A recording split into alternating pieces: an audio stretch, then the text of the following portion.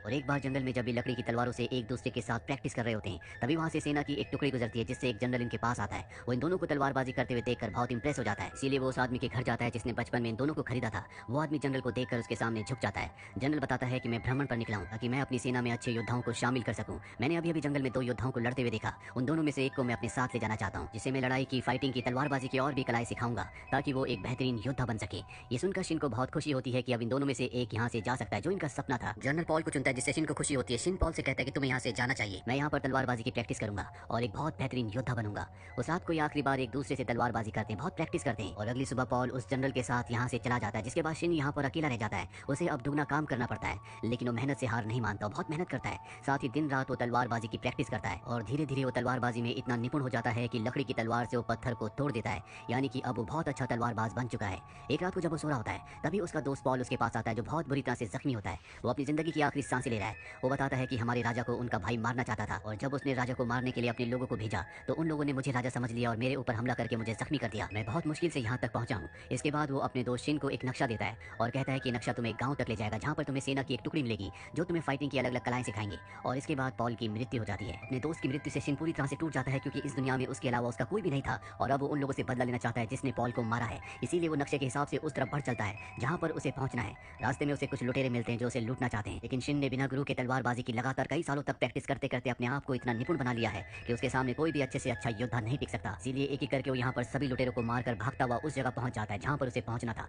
वहाँ पर उसे घर दिखता है और जब वो उसका दरवाजा खोलता है तो सामने एक आदमी बैठा होता है, जिसे देखकर वो पूरी तरह से हैरान हो जाता है, क्योंकि इस आदमी की शक्ल उसके दोस्त पॉल से हूबहू मिलती है। दरअसल ये किंग होते हैं जो शिन को बताते हैं कि तुम्हारे दोस्त पॉल की शक्ल हूबहू मुझसे मिलती थी, इसीलिए मेरे जनरल उसे खरीद कर लाए, क्योंकि कुछ लोग मेरे खिलाफ साजिश कर रहे थे जिसमें मेरा भाई भी था और मुझे कोई नुकसान ना पहुंचे, इसीलिए तुम्हारे दोस्त को कई बार मेरी जगह वहाँ पर रखा जाता था। और वो लोग जो मुझे मारने के लिए आए थे, उन्होंने तुम्हारे दोस्त पॉल को किंग समझा और उस पर हमला करके उसे घायल कर दिया। ये सुनकर शिन को बहुत गुस्सा आता है और अब उसे पूरा का पूरा खेल समझ में आ जाता है कि क्यों जनरल उसके दोस्त को खरीद कर वापस यहाँ से राजमहल में ले गया था और क्यों उसके दोस्त की मृत्यु हुई। वो अपने दोस्त की मृत्यु का कारण राजा को समझता है, क्योंकि राजा ने अगर पॉल को अपना हमशक्ल बनाकर पेश ना किया होता तो पॉल की कभी मृत्यु ना होती। वहीं दूसरी तरफ हमें राजा के भाई के लोगों को दिखाया जाता है जो उस जगह पहुंच जाते हैं जहाँ पर पॉल ने और शिन ने पूरा बचपन बिताया था। वहाँ पहुंचने के बाद उन्हें पॉल की डेड बॉडी मिल जाती है। उन्हें पता चल जाता है कि जिस आदमी को उन्होंने मारा था वो राजा नहीं बल्कि उनका हमशक्ल था। वहीं जहाँ पर शिन राजा के साथ होता है, वहाँ पर वो कातिल पहुंच जाता है जिसने पॉल को मारा है। वो यहाँ पर राजा को मारना चाहता है और शिन से कहता है कि इस राजा की वजह से तुम्हारे दोस्त की मृत्यु हुई है, तुम्हें अपने दोस्त की मृत्यु का बदला लेना है तो तुम्हें राजा को मार देना चाहिए। लेकिन शिन उसकी बातें नहीं सुनता और अपनी तलवार से उस कातिल के ऊपर हमला कर देता है। लेकिन ये कातिल बहुत ही अच्छा तलवारबाज होता है और अब शिन के बीच में और कातिल के बीच में घमासान तलवारबाजी होती है।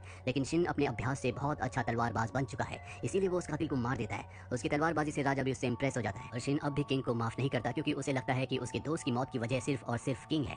किंग शिन को बताता है कि तुम्हारे दोस्त ने अपनी कुर्बानी दी है, क्योंकि वो अच्छी तरह से जानता था कि मेरा जिंदा रहना बहुत जरूरी है। मेरा भाई बहुत ही निर्दयी है, अगर उसने हमेशा के लिए राज किया तो वो पूरी प्रजा पर बहुत अत्याचार करेगा। इसीलिए मैं दोबारा से अपने राज्य को हासिल करना चाहता हूँ, जिसके लिए मुझे तुम्हारी मदद की जरूरत है। मैं अपनी कामी तैयार करना चाहता हूँ ताकि मैं अपने भाई के ऊपर हमला करके उसे मारकर अपने राज्य को दोबारा से हासिल कर लूँ और इस तरह से तुम्हारे दोस्त की मौत का बदला भी ले सकते हैं। वहीं किंग के भाई को राजमहल में दिखाया जाता है, जिसने उसके राज्य को हथिया तो लिया है, लेकिन अब भी किंग के जिंदा होने से बहुत ज्यादा परेशान होता है। वो अपने लोगों से कहता है कि किसी भी कीमत पर तुम्हें किंग को यानी कि मेरे भाई को मारना होगा और वो अपने खास योद्धा को राजा को यानी कि किंग को मारने के लिए भेज देता है। और जब शिन और किंग जंगल में होते हैं, तभी वो आदमी इन दोनों के ऊपर हमला कर देता है, जो कि जहरीली सुइयों से इनको मारना चाहता था। लेकिन शिन उसका मुकाबला करता है, वो अपनी तलवार से उस पर हमला करता है। वो भी बहुत अच्छा तलवारबाज होता है। इन दोनों के बीच में एक घमासान लड़ाई होती है, लेकिन इस लड़ाई में भी शिन की जीत होती है। शिन उसे मार तो देता है, लेकिन एक जहरीली सुई उसके कंधे पर लग जाती है, जिससे वहीं पर बेहोश हो जाता है और किंग उसका ख्याल रखते हैं, उसका इलाज करते हैं और जल्दी वो होश में आ जाता है। अगले दिन यहाँ पर बहुत सारे सैनिक आ जाते हैं, जिसमें किंग का जनरल भी होता है। वो किंग से कहता है कि मैं अब भी आपका वफादार हूँ, मैं आपके लिए लड़ना चाहता हूँ। किंग जानते हैं कि जनरल सच कह रहा है, वो हमेशा से उनका वफादार था, लेकिन किंग के पास अब भी उतनी आर्मी नहीं है कि वो अपने भाई की सेना का मुकाबला कर सके।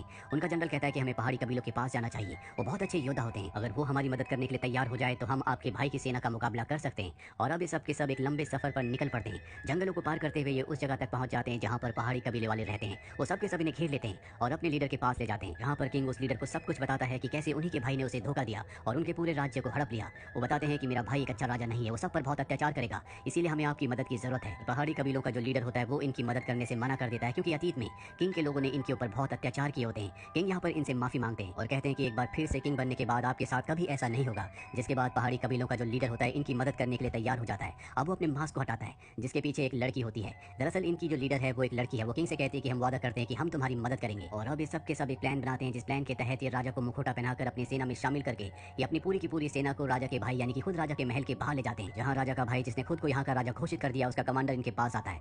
यहाँ पर जो पहाड़ी सेना की लीडर होती है वो कमांडर से कहती है कि हम भी तुम्हारी सेना में शामिल होना चाहते हैं ताकि हम भी राजा के लिए सर्व कर सकें। ये सुनकर किंग के भाई को बहुत खुशी होती है और वो इन्हें अपनी सेना में शामिल करने के लिए मान जाते हैं। इसके बाद इन्हें बड़े दरवाजे से राज्य की दीवारों के अंदर लाया जाता है, जिसके बाद ये सब के सब वहाँ की सेना पर हमला कर देते हैं। इसके बाद किंग के भाई की सेना और पहाड़ी कबीले की सेना के बीच में घमासान युद्ध होता है, लेकिन पहाड़ी कबीले के जो सैनिक होते हैं बहुत ज्यादा खतरनाक होते हैं, इसीलिए किंग के भाई की सेना पर पूरी तरह से हावी हो जाते हैं। वहीं शिन किंग और जनरल को दिखाया जाता है जो एक खुफिया रास्ते से महल के अंदर दाखिल हो जाते हैं। वहाँ पहुंचने के बाद ये सब के सब अलग हो जाते हैं। शिन कुछ लोगों के साथ उस तरफ बढ़ चलता है जहाँ पर किंग का भाई है। तभी इनके सामने एक बहुत खतरनाक मॉन्स्टर जैसा इंसान आ जाता है जो कि बहुत ही पावरफुल होता है। शिन उससे अकेला ही युद्ध लड़ता है और इस युद्ध में भी शिन की जीत होती है। वो उस मॉन्स्टर को मार देता है। यहाँ से आगे बढ़ने के बाद वो उस जगह पहुंच जाता है जहाँ पर किंग का भाई होता है, जो कि अपने तख्त पर बैठा होता है। उसके चेहरे पर बिल्कुल भी शिकन डर नहीं होता और तभी वो अपने सबसे खतरनाक योद्धा को बुलाता है और शिन से कहता है कि अगर तुम सच में एक योद्धा हो तो तुम मेरे इस योद्धा से लड़ो। जिसके बाद शिन उसके चैलेंज को एक्सेप्ट करके इस योद्धा से लड़ता है जो कि बहुत अच्छा तलवारबाज होता है। लेकिन शिन ने बचपन से अपने दोस्त पॉल के साथ जंगल में सिर्फ तलवारबाजी की थी और अब वो बहुत ही बेहतरीन योद्धा है, इसीलिए वो किंग के भाई के योद्धा को हरा देता है। जो देखकर किंग के भाई के चेहरे पर डर उतर आता है। वो अपनी जान बचाने के लिए यहाँ से भागने लगता है, लेकिन तभी बाहर पहाड़ी योद्धा उसे घेर लेते हैं और तब किंग उसके सामने आता है जो एक ही बार से अपने भाई को खत्म कर देता है और इस तरह से अपने राज्य को वापस हासिल कर लेता है। शिन ने भी अपने दोस्त की मौत का बदला ले लिया है। साथ ही उसका जो हमेशा से सपना था कि वो एक योद्धा बनना चाहता है, वो सपना भी अब पूरा हो चुका है, क्योंकि उस जैसा तलवारबाज इस दुनिया में शायद कोई भी नहीं है। यहाँ पर पहाड़ी कबीलों की जो लीडर होती है वो भी अपनी सेना के साथ अब किंग का हमेशा के लिए साथ देने को तैयार हो जाती है, यानी कि अब वो अपनी सेना अपने लोगों के साथ यही राज्य में रहेगी। और इसी के साथ ये फिल्म, ये कहानी यहीं पर खत्म हो जाती है। उम्मीद करते हैं कि ये कहानी आपको पसंद आई।